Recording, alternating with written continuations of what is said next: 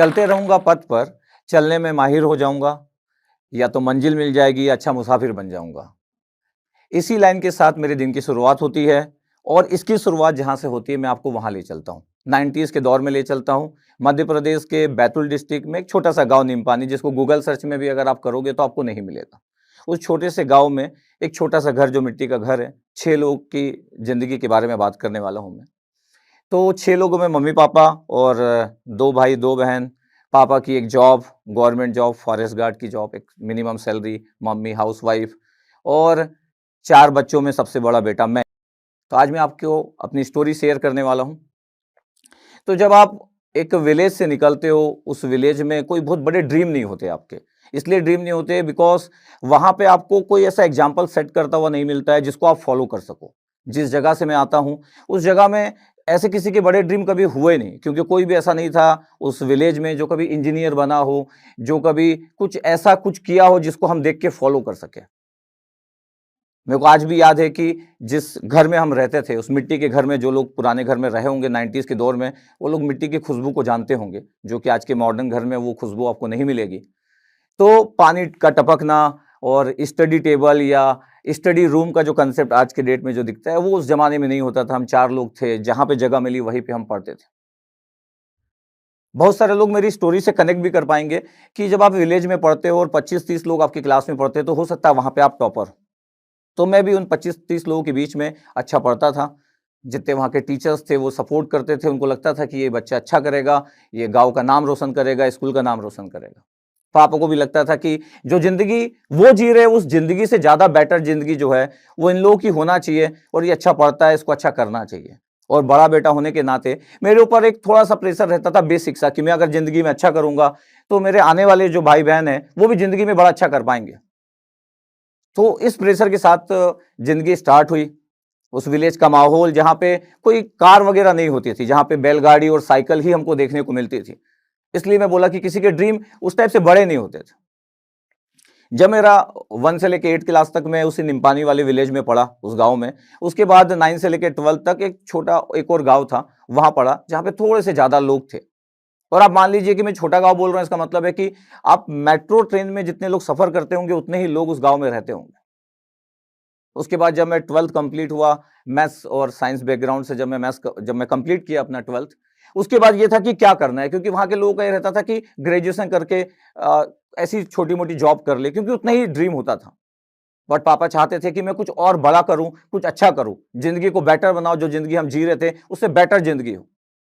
तो डिसीजन लिया गया कि चलो इंजीनियरिंग के बारे में सोचते हैं।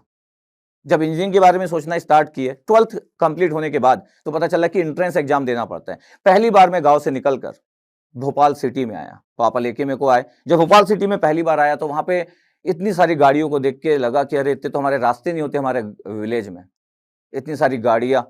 सबसे इम्पोर्टेंट चीज़ है कि जब मैं भोपाल सिटी पहुँचा, तो पहली बार मेरा सामना हुआ कि डिफरेंट गाँवों से आते हैं, और जब वो सिटी में जब पहुँचते हैं, तो जब उनका कॉम्पिटिशन होता है कॉम्पिटिटिव एनवायरनमेंट से, तब उनको पता चलता है कि उस गाँव में हम टॉपर थे, लेकिन यहाँ तो हम लास्ट लाइन में खड़े हैं। यहाँ पे पूरा कॉन्फिडेंस गिर जाता है, यहाँ पे लगता है कि जो हम फ्यूचर का जो ड्रीम देखे वो कंप्लीट होगा कि नहीं होगा। लेकिन अभी तो वो जर्नी बहुत बड़ी थी, तो मैं 12th के बाद जो एंट्रेंस एग्ज़ाम देता था वो दिया, और वो इसी डर के साथ दिया और मैं अच्छा नहीं कर पाया। तो ये मेरे लाइफ़ का पहला फेलियर स्टार्ट हुआ, जहाँ से ज़िंदगी पहली बार पता चली कि फेलियर क्या होता है। क्योंकि फेलियर की डेफिनिशन गाँव में जब हम पढ़ते थे, तो फेलियर की डेफिनिशन सिर्फ़ इतनी थी कि आप एग्ज़ाम ना निकाल पाओ। हमको नहीं पता था कॉम्पिटिशन का माहौल क्या होता है। पहली बार कॉम्पिटिशन का माहौल देखने को मिला। और पहली बार फेलियर का सामना हुआ, और मेरा किसी भी आईआईटी, एनआईटी या किसी भी अच्छे कॉलेज में एडमिशन नहीं हो पाया।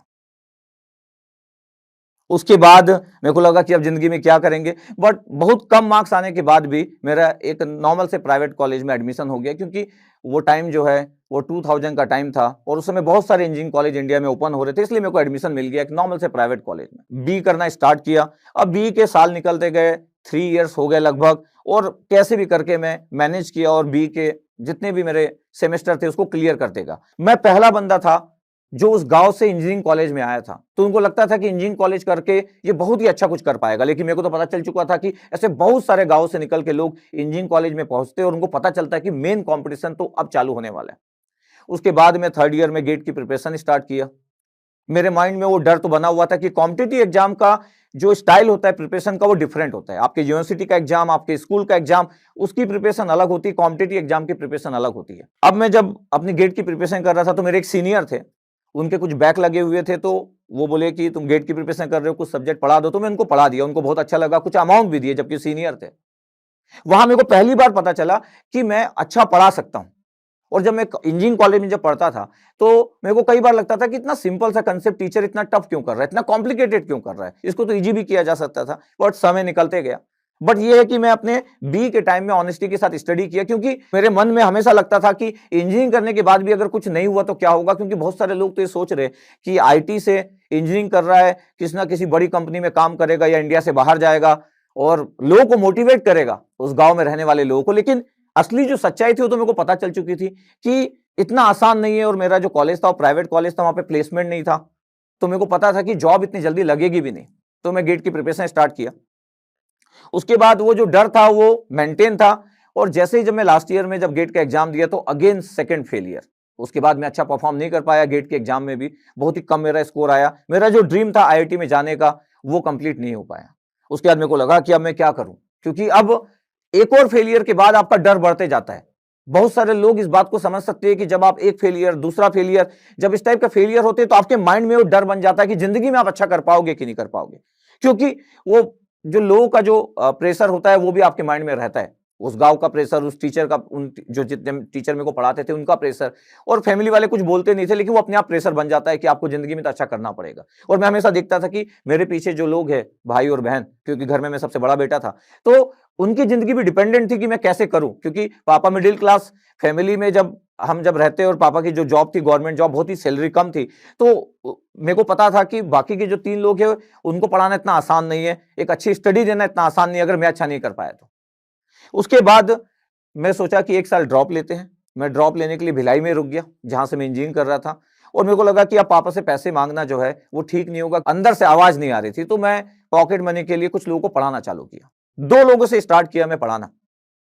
और मैं जिस रूम में रहता था उसमें वुडन डोर था, लकड़ी का दरवाजा, उसी में मैं चौक से लिखना चालू किया, क्योंकि मेरे पास कोई ब्लैक बोर्ड या व्हाइट बोर्ड कुछ भी नहीं था। बट वही माउथ कम्युनिकेशन हुआ, लोग प्रोपेगेट करते रहे, और 2 से 4 हुए, 4 से 6 हुए, 6 से 8 हुए, बढ़ती गई।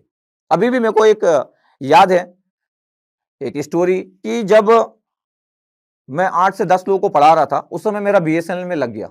बीएसएनएल में मेरी जॉब लग गई, गवर्नमेंट जॉब थी, 50,000 लगभग सैलरी थी, 2005-6 की बात होगी। तो सभी लोग सपोर्ट किए कि आप 10-12 लोगों को पढ़ाते हो तो आप गवर्नमेंट जॉब ले लो, पापा बोले, मम्मी बोले, या बहुत सारे मेरे फ्रेंड्स भी बोले। अब मेरे पास ये था कि उस समय मेरे को 2 रास्तों में से एक को चुनना था, या तो मैं गवर्नमेंट जॉब ले लूं जहां पे लाइफ सिक्योर हो जाए, या फिर मैं टीचिंग को जो एंजॉय कर रहा था उस वाले को कंटिन्यू करूं।